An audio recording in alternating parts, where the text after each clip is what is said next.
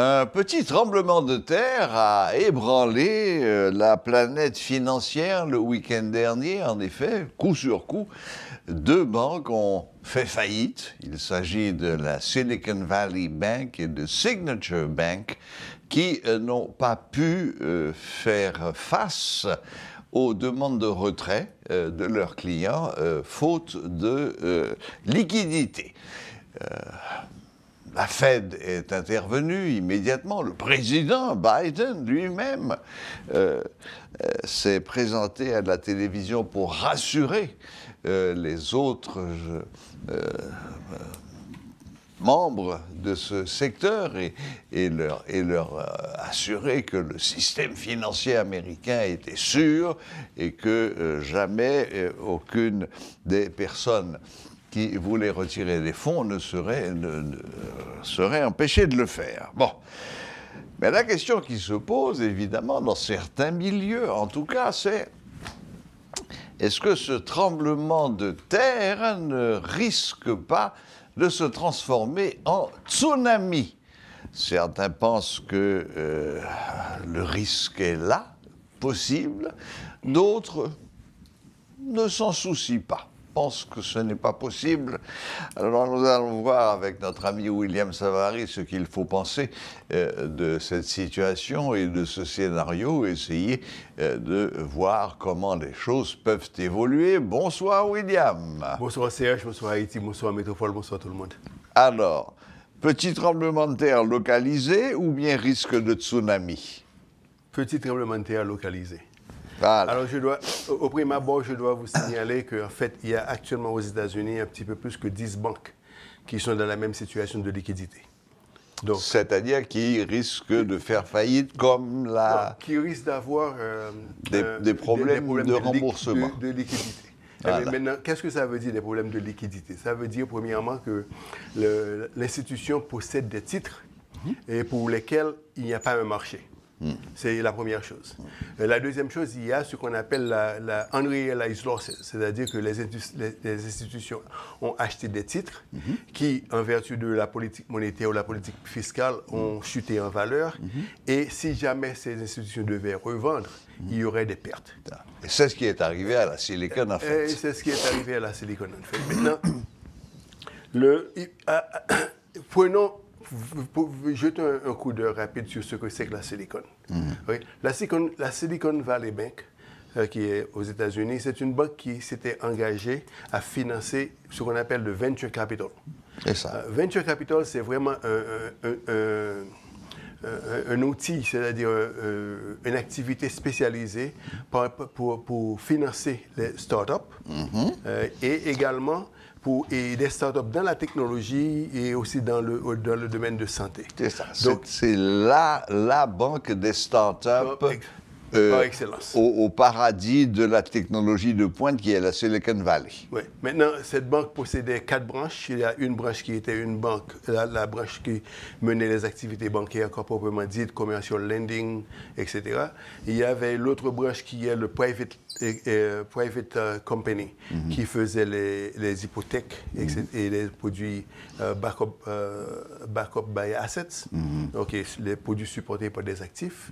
Ensuite, il y avait la section qui s'occupait du financement de private equity, c'est-à-dire qui prenait des risques et qui finançait les entreprises nouvelles, les startups. Ensuite, il y a eu ce qu'on appelle la section securities. La section securities, c'est la section où les activités de investment banking se faisaient. Maintenant, il y a une sorte de synergie entre ces 4 branches. Parce que d'abord, la section de securities faisait la vente et les levées de fonds qui avaient été utilisées pour financer les startups. Les startups, eux autres, étaient les épargnants du secteur commercial de la banque. Et au milieu, il y avait un service d'hypothèque qui était ouvert à tout le monde. Alors, bien sûr, ces activités étaient ouvertes à tout le monde, mais ce sont les 4 grands champs d'activité de la banque. C'est ça. Maintenant, que fait une banque généralement avec les fonds que la banque reçoit? Il y a 2 activités fondamentales. Fondamentales, c'est ça? Oui, merci Serge. Dans lesquelles les banques s'engagent. Premièrement, au niveau du placement. Les banques en général font des placements dans les bons du Trésor parce qu'en fait, ce sont les obligations qui sont les plus sûres. C'est ça. OK? Très peu de return on investment, mais garanti par le gouvernement. Et l'autre chose, c'est que les banques font des placements. Alors, j'aimerais bien vous montrer la graphique de la SBV. OK? Ça, c'est la graphique de la SBV. C'est une banque, si vous voyez, qui a connu une hausse considérable sur une période de 10 ans. Okay? Et la chute que vous voyez, qui est aujourd'hui, que tout le monde en parle, c'est que c'est une chute qui est sortie de 700 à 150. Donc, les titres se négocient à 750. Aujourd'hui, ça se négocie à 750. Mais il y a un gel, parce que ça ne se négocie plus. Donc, les activités de la banque étaient pendant une longue période de temps très performantes. Donc, et la performance, en général, est mesurée en vertu du taux de croissance des revenus nets. Donc, c'est une banque en vertu des activités dans lesquelles la banque s'était engagée. Il y avait un taux de croissance continu et considérable.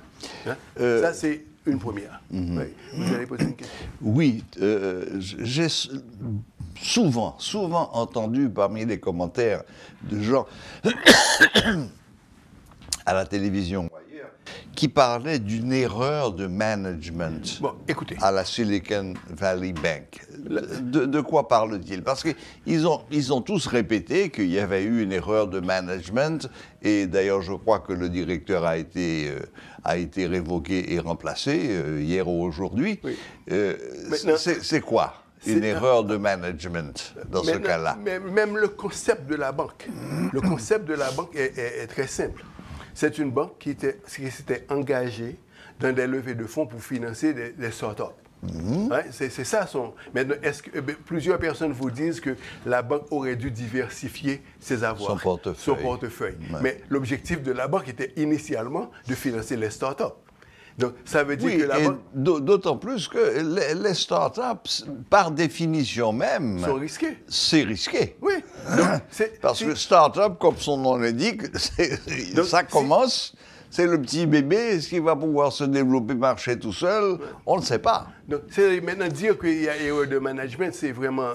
C'est après le fait, parce que toutes les années où la banque était performante... Parce qu'il ne faut pas oublier, les start-up que la banque a financées, ce sont des gars qui ont créé des vastes fortunes, créé beaucoup d'emplois, payé beaucoup d'impôts sur une période de 40 ans. Donc, quand même...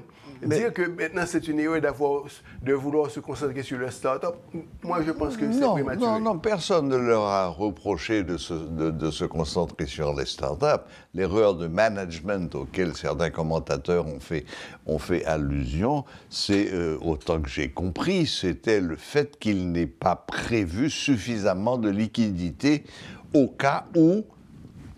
Petit mouvement de panique, perte de confiance, les gens viennent retirer leur argent et vous n'avez pas d'argent à leur donner. Ça, je ne suis pas d'accord non plus. Vous savez, erreur de management. En général, il y a un ratio qui existe dans les portefeuilles des banques.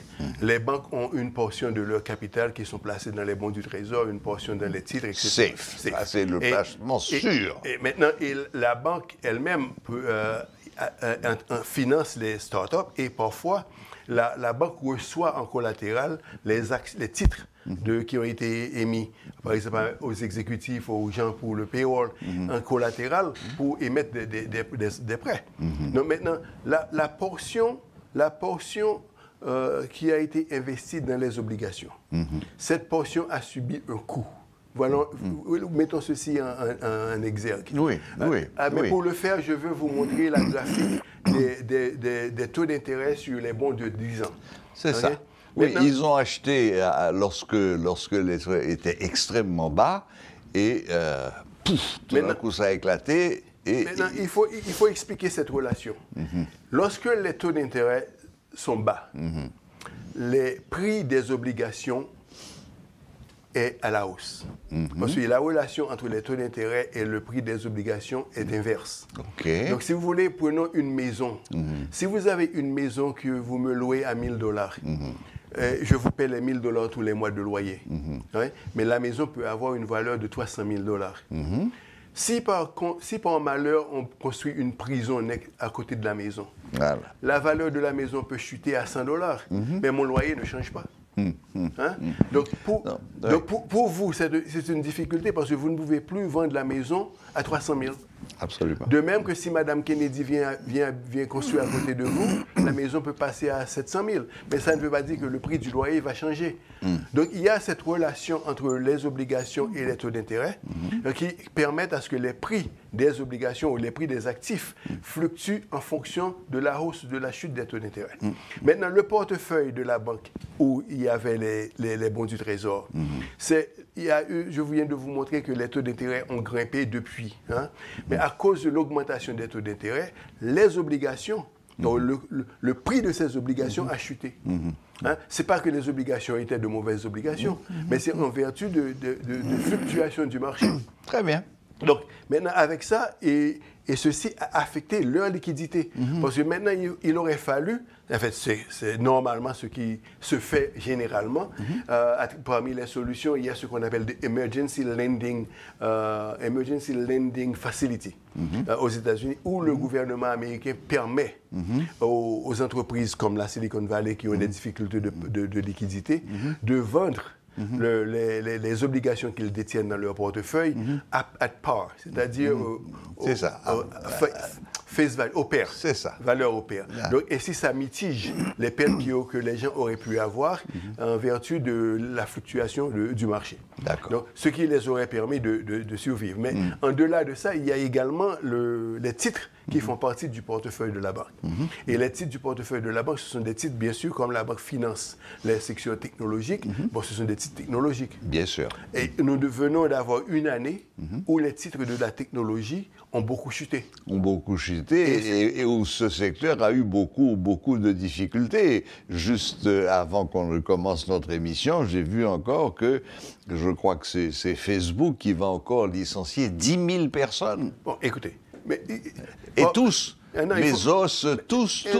Un instant, je n'irai pas si vite pour le dire ainsi. Donc là, vous avez cette situation où les titres qu'ils détenaient, donc les titres d'action, les actions qu'ils détenaient, les taux d'intérêt ont grimpé, et ça a causé une certaine, ce qu'on appelle crowding out, où les gens ont préféré aller dans les titres sûrs en vertu de l'inflation pour se munir contre toute perte. Donc, il y a l'absence de liquidité vient de ces deux sources. Donc, ça, c'est une chose. Maintenant, en ce qui concerne les entreprises technologiques qui licencient à tour de bras. Mais il ne faut pas oublier qu'il y a eu une période d'expansion. Et pendant la période d'expansion, beaucoup d'emplois ont été créés, beaucoup de gens ont été engagés. Et au fur et à mesure que les expansions, que les revenus, le taux de croissance des revenus est au rendez-vous, il y a toujours de l'expansion. C'est au moment où les taux de croissance ne sont plus au rendez-vous que les licenciements commencent. Donc, donc il faut vraiment, il faut placer tout ceci dans le contexte de la gestion de l'entreprise. Parce que toute entreprise, généralement, qui connaît de la croissance et qui anticipe davantage de croissance, doit créer des emplois et engager du monde. Et la sagesse, si vous voulez, de l'entreprise, c'est de savoir à quel point et quels sont les indices qu'il faut surveiller pour déterminer si oui ou non on va commencer à licencier ou si on va commencer à engager. Donc, ça, c'est l'art de la gestion. Oui. Bon, là, malheureusement, William, il va falloir que nous appuyions sur l'accélérateur. Bon, il y a deux choses que je veux vous mentionner. Dites-moi, en deux mots, vous avez commencé par nous dire que pour vous, ça resterait au niveau de petits tremblements de terre, il n'y aurait pas de tsunami. Alors, qu'est-ce qui vous fait dire ça? Là, je vous donne 2 minutes. Je vais prendre 2 indices. Parmi plusieurs, je prends 2 indices. Je prends l'indice, par exemple, de ce qu'on appelle le Financial Index. Donc, je voudrais que vous montriez le Financial Index. Le Financial Index, c'est vraiment un indice qui regroupe les sociétés qui sont engagées dans la finance. Donc, c'est une moyenne de ces sociétés-là et qui vous montre qu'en en fait, il y a eu effectivement chute, mais il n'y a pas eu accélération à la baisse. Donc ça veut dire on va arriver au point, pour le moment, dans la mesure où les décisions qui sont prises, qui ont été proposées par la FDIC, par le gouvernement fédéral en matière imposition, pas imposition, mais implication politique. Parce qu'il faut oublier, il y a beaucoup de politique, il y a les élections en novembre qui arrivent, l'implication de la Banque centrale américaine. Tout ceci, on veut prendre comme signe d'avant-coureur, c'est que fait l'indice des boîtes financières, ou qui regroupe près de, je crois, plus de 10 ou 20 ou 30 banques, les grandes banques du pays. C'est la première chose. La deuxième chose, c'est l'indice de l'or. Je vais vous montrer l'indice de l'or. En général, quand il y a crise et incertitude, les gens se replient sur l'or. Refuge. Ouais. L'or comme refuge. Donc je vous montre la graphique de l'or. Il n'y a pas grand-chose. Il n'y a pas de grande fluctuation dans le prix de l'or. Hein? Il y a peut-être... Les fluctuations que vous voyez, ce sont les fluctuations d'ordre normal de hausse et de chute pour une journée de négoce. C'est ça. Mais tout ceci étant dit, il faut quand même rester vigilant. Vous voyez? Mais les indices qu'on a pour le moment n'indiquent pas qu'il y aura... Le chaos, comme disent les gens, ou qu'on va vers le gouffre. Parce que je me rends compte qu'il y a beaucoup de gens qui recherchent le gouffre. Alors, s'il y a une gouffre, ils vont aller où? S'il y a le chaos, ils vont aller où? Les gens oublient qu'ils... Alors, c'est comme le gars qui est assis sur la branche de l'arbre et qui est en train de scier la branche de l'arbre. Bon, enfin, il y a beaucoup de gens qui font un parallèle entre ce début de crise qui, je vous l'accorde, pour l'instant, est tout à fait limité. Il n'y a pas de cascade, mais bon, on ne peut quand même pas nier que la confiance que les gens ont a pris un petit coup dans l'aile quand même, et qu'à partir du moment où la confiance n'existe plus, c'est le commencement de la fin. Bon, mais pour ça... Et beaucoup font des parallèles avec la crise des subprimes de 2008. Mais écoutez, la crise des subprimes de 2008, il y a eu les interventions massives de l'État. Eh oui. Oui, bien bon. Mais c'est pourquoi vous avez un État, c'est pourquoi vous avez des leaders. Ce sont des leaders qui doivent se mettre à la hauteur de la crise. Nous avons eu la crise de long-term capital management lorsque M. Greenspan était gouverneur. Mais il a intervenu et il y avait plus de 100 milliards de dollars qui ont été injectés dans le système. Donc, le système est construit de façon à ce que, si toutefois il y a des crises, il y a des solutions propres au système. Maintenant, vous pouvez ne pas être d'accord avec le système. Ça, c'est un autre débat. Mais le système tel qu'il est conçu, il est conçu pour se protéger. Ensuite, il faut penser que les gars qui sont responsables, quand même, ne sont pas des idiots. Ils ne sont pas des idiots, mais ils ont leur politique, ils ont leur manière de penser. Il faut d'abord et avant tout sauver le système, quitte à licencier 50 000 personnes. Et maintenant, qu'est-ce que vous auriez préféré? Un instant, pour conclure. Qu'est-ce que vous auriez préféré? Que le système soit sauvé ou que 50 000 personnes gagnent leur emploi? Il y a peut-être une troisième voie. Voie. Pourquoi ne pas faire évoluer le système? Mais le système ne peut pas évoluer parce que le système a ses limites. Ah. Oui, maintenant, c'est aussi un autre débat, parce que le système capitaliste a ses limites. Tout à fait d'accord, c'est un autre débat, et en effet, nous sommes tout à fait d'accord pour dire que le volet social à l'intérieur du système capitaliste, c'est la petite cousine de province. Bon, écoutez, c'est pas leur inquiétude, si vous voulez. Voilà, c'est ça. C'est pas leur souci. Exactement, exactement. C'est pas problème, yo. Leur souci, c'est la rentabilisation. Rentabilisation des entreprises, voilà. Et l'expansion du secteur privé et l'exclusion de l'État dans les activités privées. Exactement. Voilà. Bon, mais écoutez, William, j'espère que vous avez raison. Vous avez souvent eu raison. J'espère qu'encore une fois, vous allez avoir raison et que ce petit tremblement de terre ne fera pas s'effondrer trop de bâtiments, que ça restera limité. Réflexion caviar. Bon, on verra. On verra. De toute façon, les choses évoluent très vite et tout ce que je constate, c'est que le monde entier en parle. Le monde entier en parle. Les bourses, aussi bien européennes qu'américaines, ont quand même accusé une légère flexion. Oui, c'est légère. Oui, mais d'accord. Il n'y a pas eu d'effondrement de la bourse. Nous sommes tout à fait d'accord. Mais elle n'a pas augmenté. Une chose qui est certaine, les activités à la bourse fluctuent. Oui. Oui, Voilà. mais quand toutes les bourses chutent en même temps, suite à un petit tremblement de terre dans un secteur bancaire de la première puissance économique au monde, C'est vrai. on peut comprendre l'inquiétude des gens. Non, ce qu'il faut considérer, ce n'est pas que les bourses ont chuté, mais quel est le taux de la chute. Oui, légère, Et c'est légère ce qui baisse, est important. Donc, autour de 1%, c'est rien, 1,5%. Mais je sais que c'est rien, mais moi, ce qui compte, c'est que toutes ont chuté en même temps. oui, c'est rien. Toutes. C'est rien. Merci d'être si optimiste. Alors, en tous les cas, souhaitons au monde qu'il n'y ait pas, en effet, d'effondrement du système, parce que là... Je dois vous dire que ça fait 45 ans que je travaille dans le marché international du capital. OK. Donc, ce que je vous dis, c'est vraiment en connaissance de mes expériences pendant cette période de temps. Très bien. Et j'ai vu plus d'une crise. Très bien. Bon, bah écoutez, merci William, merci d'avoir tenté de nous rassurer. J'espère que vous avez rassuré beaucoup de gens et que finalement je fais partie de ceux qui ont été rassurés parce que... C'est bien. Voilà.